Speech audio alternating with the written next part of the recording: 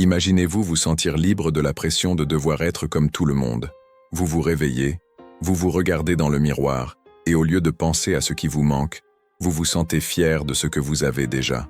Mais ce qui se passe aujourd'hui, c'est l'inverse. Nous vivons en comparant nos coulisses avec celles des autres. Et c'est cette erreur qui nous vole notre paix, notre joie et même notre objectif. Dans cette vidéo, vous comprendrez comment arrêter de se comparer et découvrir le vrai peu de qui existe dans l'acceptation de qui vous êtes. Peut-être que personne ne vous l'a dit, mais votre valeur ne dépend pas des goûts, des diplômes ou des réalisations. Elle est déjà en vous. Alors restez jusqu'à la fin car cette histoire va changer la façon dont vous vous voyez. Si cela vous touche à un moment donné, laissez un like, partagez-le avec quelqu'un qui a besoin de l'entendre et commentez ci-dessous. Aujourd'hui, je choisis d'être qui je suis. Il existe une vieille parabole à propos d'un poisson qui, un jour, décida de voler. Il vit les oiseaux voler dans le ciel, libres et légers, et pensa « Ils sont heureux. Je ne suis qu'un poisson prisonnier de l'eau. » Le plus curieux, c'est que ce poisson pouvait traverser des océans entiers, explorant des profondeurs qu'aucun oiseau ne connaîtrait jamais. Mais il vécut malheureux, persuadé que sa vie était trop courte. Voici l'une des leçons de vie la plus profonde qui existe. La souffrance survient lorsque nous essayons d'être ce pourquoi nous n'avons pas été créés. Aujourd'hui, la même chose nous arrive. Réseaux sociaux sont devenus le miroir dans lequel beaucoup se perdent. À chaque effleurement du doigt, des vies parfaites émergent, des corps se sculptés, des sourires impeccables. Et c'est là que la comparaison commence à ronger. Estime de soi, nous voulons voler comme les autres, alors qu'en réalité, nous avons nos propres océans à explorer. Nous oublions que la vraie peut-il s'agit de reconnaître qui nous sommes, et non de copier ce que le monde montre. Pensez-y, combien de fois avez-vous regardé quelqu'un et trouvé votre propre vie bien pâle en comparaison? Ce sentiment, déguisé en inspiration, n'est souvent qu'une insatisfaction déguisée en rêve. Et le problème n'est pas de rêver, mais de se perdre dans le rêve d'autrui. Un poisson peut admirer le vol d'un oiseau, mais il ne devrait jamais ressentir le besoin d'abandonner la mer. Il en va de même pour vous. Il y a un endroit où votre talent s'exprime naturellement, et c'est là que le vôtre peut grandir. Si le poisson avait compris cela, il aurait découvert qu'il n'y a pas de plus grande beauté que de maîtriser l'environnement pour lequel il a été créé. Et on peut vivre ainsi aussi. Quand quelqu'un brille, cela n'affaiblit pas sa lumière, cela prouve simplement que le monde est assez grand pour chacun. Le secret est de plonger plus profondément et non de chercher à grimper plus haut. Après tout, chacun a un océan différent à conquérir. Mais le poisson ne le comprit pas tout de suite. Il passa des jours et des nuits à contempler le ciel, rêvant d'avoir des ailes, jusqu'à ce qu'un vieil homme sage apparaisse au bord du lac et lui annonce quelque chose qui allait tout changer.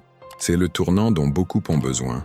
Le moment où ils cessent de comparer et commencent à comprendre la valeur de la nature elle-même. Aujourd'hui, nous vivons à l'ère de la vitrine permanente. On ne montre plus qui on est, on montre ce qu'on veut faire croire au monde. C'est comme si chacun s'était créé une personnalité numérique, toujours souriante, toujours couronnée de succès. Mais en coulisses, règne la fatigue, l'insécurité et la peur de ne pas être à la hauteur.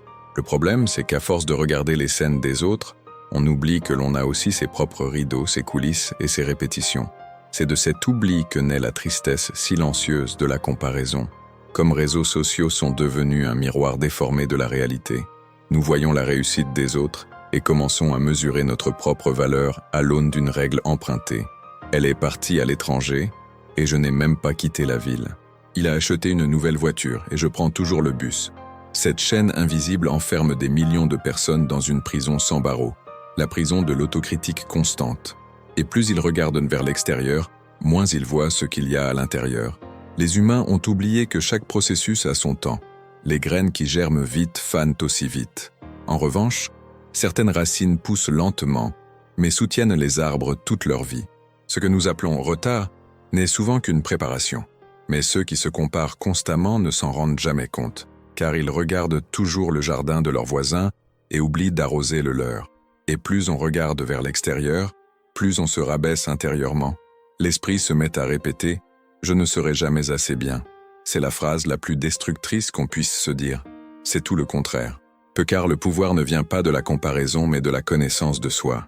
Seuls ceux qui comprennent leur propre valeur peuvent transformer leur réalité. Et c'est là que le destin d'un garçon nommé Ethan commence à se mêler à cette vérité. Un garçon sage, un rêveur, mais étouffé par la croyance qu'il y avait toujours quelqu'un de meilleur. Son histoire reflète celle de beaucoup de ceux qui, aujourd'hui, tentent de voler, alors qu'ils sont nés pour maîtriser les mers. Présentation du protagoniste. Ethan était un garçon ordinaire, mais doté d'un cœur extraordinaire. Il travaillait dur, aidait ses parents et traitait tout le monde avec gentillesse. Mais au fond de lui, il y avait une inquiétude que personne ne voyait. Chaque fois qu'il voyait son ami Liam obtenir de bonnes notes, son voisin acheter quelque chose de nouveau ou quelqu'un d'autre recevoir des félicitations, quelque chose en lui se brisait silencieusement. Il se comparait constamment et plus il le faisait, plus il avait l'impression de prendre du retard. Il pensait que la vie était une course et que tout le monde avait déjà une longueur d'avance. Mais il ignorait que chacun courait sur des pistes différentes. Alors qu'il se reprochait de ne pas avoir l'intelligence des autres, il oubliait qu'il possédait déjà sa propre lumière. Leçon de vie, ceux qu'Ethan avait besoin d'apprendre étaient simples mais profonds. Personne ne gagne en essayant d'être une copie. Chaque jour qui passait, la tristesse s'alourdissait. Il étudiait, mais se sentait stupide. Il aidait, mais se sentait inutile. Son regard commençait à perdre son éclat, jusqu'au jour où, en voyant son reflet dans le miroir, il pensa « Pourquoi ne suis-je jamais assez bien ?» Cette question le hanta pendant des semaines, jusqu'à ce qu'il décide de chercher quelqu'un capable de comprendre ce que lui-même ne comprenait pas. Le vieux sage du village, connu sous le nom de Grand-Père Joe. Grand-Père Joe était le genre d'homme qui n'avait pas besoin de beaucoup parler pour être entendu. Il avait un regard calme, celui qui semblait lire au cœur de ceux qui le cherchaient. Quand Ethan l'atteignit, il s'effondra. Il lui raconta tout, les comparaisons, les frustrations, le sentiment constant d'échec, et le sage écouta simplement, sans l'interrompre. Quand le garçon eut fini, le vieil homme sourit et dit « Demain, viens avec moi dans les bois. Là, tu trouveras ce que tu cherches. » Ethan ne comprenait pas ce que cela signifiait, mais il accepta l'invitation. Il ne le savait pas encore, mais cette promenade allait complètement changer le cours de sa vie et la façon dont il se voyait. Peu. À la rencontre des sages, les conseils de Grand-Père Joe. Le lendemain matin, le soleil était à peine levé, qu'Ethan arriva au portail de la petite maison de Grand-Père Joe. Le vieil homme l'attendait déjà, un bâton de bois à la main et un sourire serein. « On y va ?» demanda-t-il. Ils commencèrent donc à marcher dans les bois. Le chant des oiseaux, l'odeur des feuilles humides et le léger vent créaient une atmosphère presque magique. On aurait dit que la nature était sur le point de révéler quelque chose d'important. En chemin, le sage ne parlait pas, il se contentait d'observer, comme s'il attendait le bon moment, jusqu'à ce qu'il s'arrête devant un champ couvert d'arbres de taille et de formes variées. « Dis-moi, Ethan, » demanda le vieil homme, « pourquoi penses-tu que ces arbres sont si différents les uns des autres ?»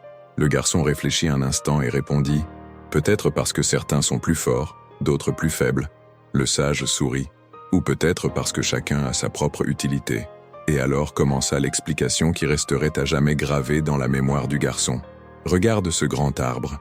Il ne porte pas de fruits, mais il offre ombre et abri. Et ce petit produit les fruits les plus sucrés de la forêt. Aucun des deux ne cherche à être l'autre, et c'est pourquoi la forêt est si belle. Chacun comprend son rôle et le remplit pleinement. » Les mots de Grand-Père Joe étaient simples, mais ils firent écho. Ethan commença à réaliser à quel point il s'efforçait d'être ce qu'il n'était pas. Il comprit que la nature ne rivalise pas, mais coopère. Les arbres ne se comparent pas, ils coexistent. Et c'est peut-être ce que l'humanité avait oublié, cette sagesse naturelle de l'acceptation. Le vieil homme dit alors « Demain, je veux que tu viennes avec moi au lac. Là, tu verras ce qui arrive lorsqu'une créature tente d'échapper à sa propre nature. » Ethan hocha la tête, curieux et inquiet.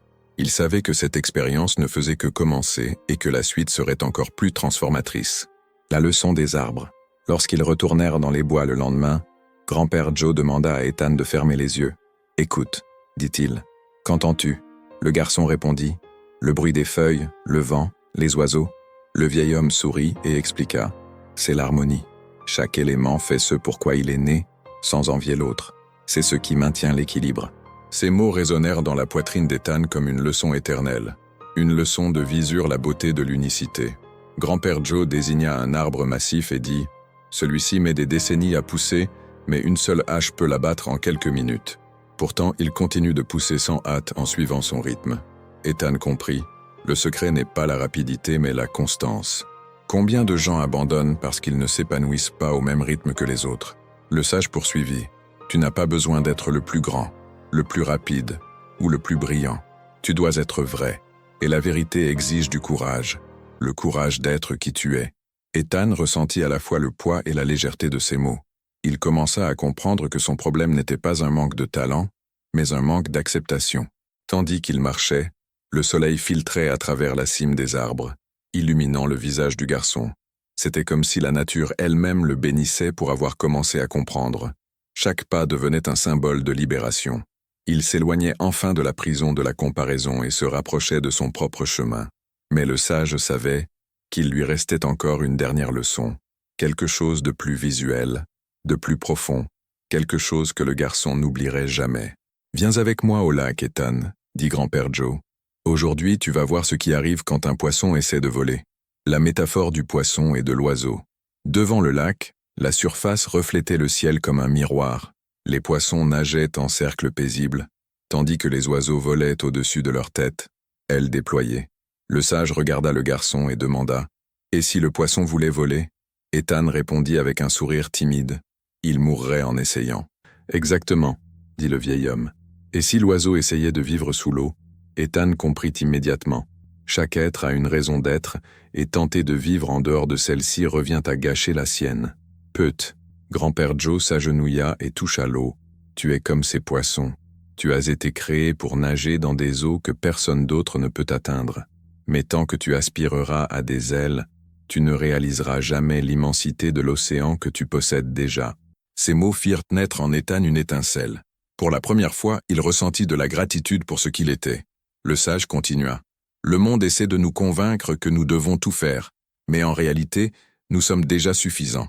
Le secret est de perfectionner ce que nous avons déjà, au lieu d'envier ce qui nous manque. Ethan pensa à toutes les fois où il avait échoué par sentiment d'infériorité et réalisa qu'il avait gaspillé plus d'énergie à rêver d'elle qu'à renforcer ses nageoires. Il demanda alors « Mais comment découvrir ma raison d'être ?» Grand-père Joe sourit, en écoutant le silence. Ce n'est qu'en cessant de se comparer que l'on entend la voix de l'âme. Et à cet instant, le lac sembla réagir. Les eaux s'écoulèrent doucement, reflétant un nouvel Ethan. Plus confiant, plus entier, plus éveillé. Le garçon l'ignorait, mais ce moment allait marquer un tournant dans sa vie. Et ce qui allait suivre allait prouver que ceux qui s'acceptent s'épanouissent inévitablement. La transformation intérieure d'Ethan. Les jours suivants furent différents. Ethan se réveilla avec une énergie nouvelle. Il commença à se tourner moins vers l'extérieur et davantage vers l'intérieur. Lorsqu'il voyait quelqu'un réussir, au lieu d'être jaloux, il se sentait inspiré. Il découvrit que la réussite des autres n'était pas une menace, mais un rappel que le monde regorge de possibilités. C'est grâce à cette nouvelle perspective que sa vie commença à changer. Il commença à se consacrer à ce qu'il aimait vraiment.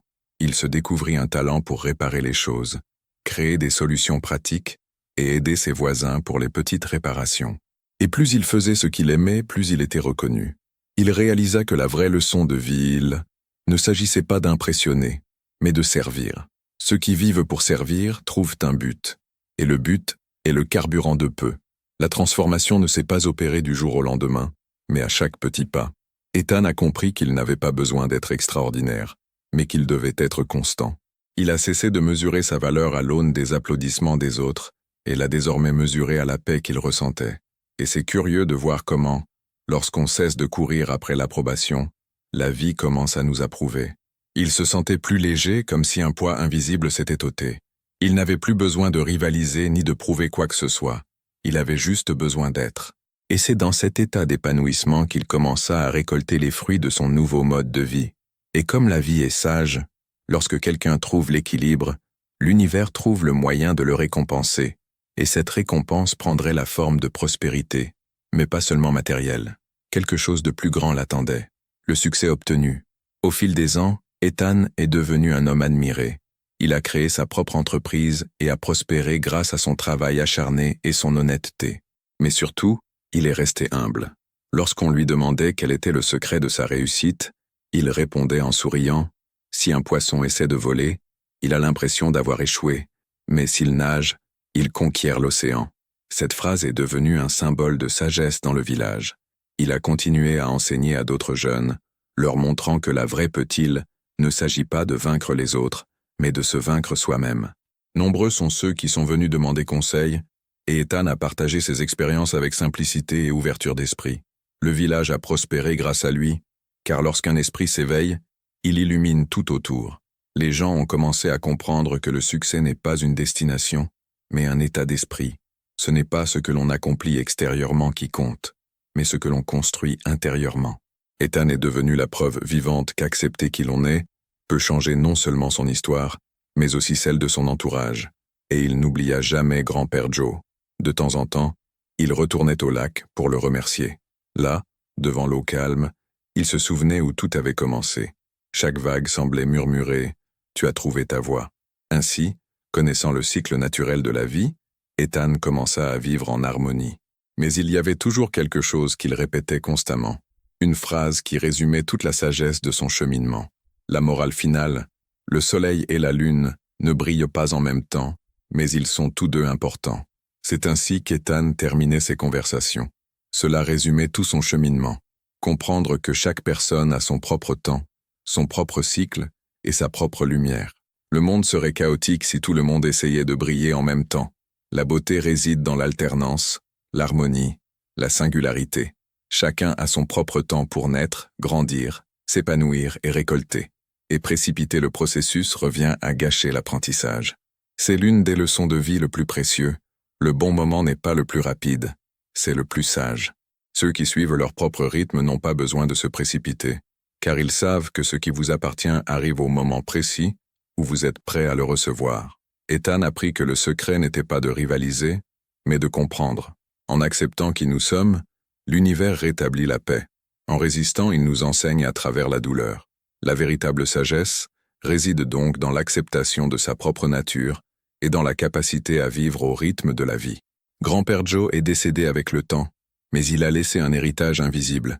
Il enseignait que l'être humain ne trouve le bonheur que lorsqu'il comprend la valeur de sa propre essence. Et cette comparaison est comme un poison. Plus on en prend, plus on perd le goût de sa propre existence. Ainsi s'achève l'histoire du garçon qui apprit à nager avec détermination et découvrit l'océan en lui. Et peut-être, sans le savoir, êtes-vous sur le point de découvrir le vôtre.